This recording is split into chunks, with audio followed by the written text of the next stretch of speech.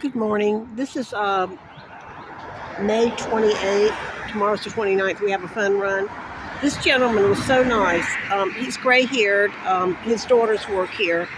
I had taken in, well, first of all, I went in to get Ann Rule's final book. I think it was 2009. Had additional information in the back of it talking about people that contacted her and different things, not up to mine. So, yeah, mine must have been later. She died shortly after I spoke to her. Anyway, I think this guy's name is Ron or something. Anyway, I showed him the picture of the diary, and he took a picture. I don't know. I don't think I have my diary. Maybe I did bring it up to him. I was asking about yearbooks from Forest High School so I could see a picture of Jeannie and Vicky. And I went over to Forest Avenue where they have a warehouse, and that wasn't open, and blah blah blah. I still haven't been able to get that yearbook. Not that it matters. But anyway, he went into my diary and did all these different things with his phone, same as I did, and put it on Edsel or Eiffel and different light and dark. The only thing I've been able to read from my diary that as a kid was college, talking to, bright red, and towards the bottom there's a TH, a long written section, then a B, and then what could be a Y. So I may have actually even wrote his name down because we didn't have stranger danger. We had don't talk to strangers. And of course, we were the anti-establishment generation, so we were always taking risks and things.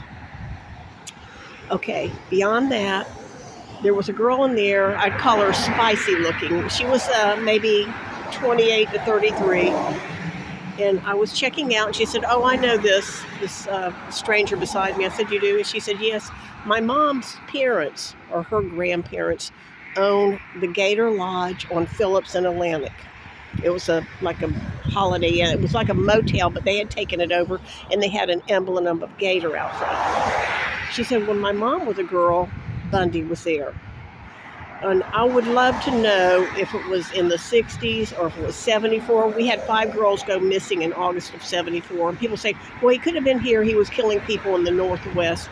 But in reality, he had learned to let people use his Chevron card. And he had come into some money when he moved to Salt Lake City. And I've ascertained that because remember Carol Boone was a little bit squirrely, and she was married to an older guy. It was her second marriage. I believe his name was Anderson. Carol Boone Anderson. That sounds right. But he was older. And let's say you're married to someone, you realize, oh my God, this isn't going to work. And you're a business owner and you have quite a bit of money. You're doing well.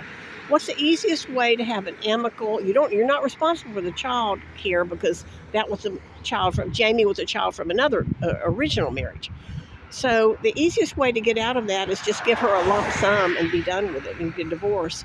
And so we're talking 1967. Let's say today a lump sum is 75,000 or 50,000 or something. Some lump sum that you're able to afford. So go back then. Let's call it 10,000.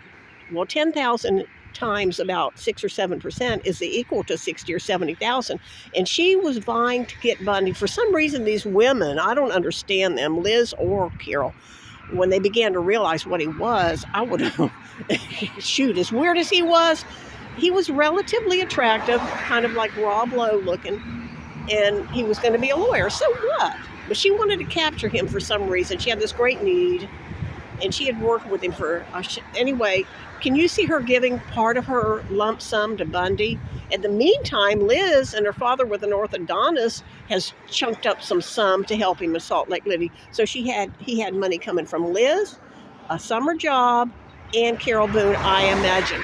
So let's say he wants to go somewhere. He says, maybe I can break this cycle if I go back like I did when I was 20 and a half in Jacksonville, and I get back there. And he had somebody on the 26 and 28 buy him gas at Murphy Oil Company or something. It wouldn't be that hard in my mind. Thank you. I will go to Green Acres on Tuesday. I believe in my heart between 1 to 3 years something's going to break, because I'm dealing with 3 squirrels that will not give any information other than don't obsess about something that happened 53 years ago. Don't obsess about something that happened 53 years ago. That happened. That's an affirmative to me. Thank you.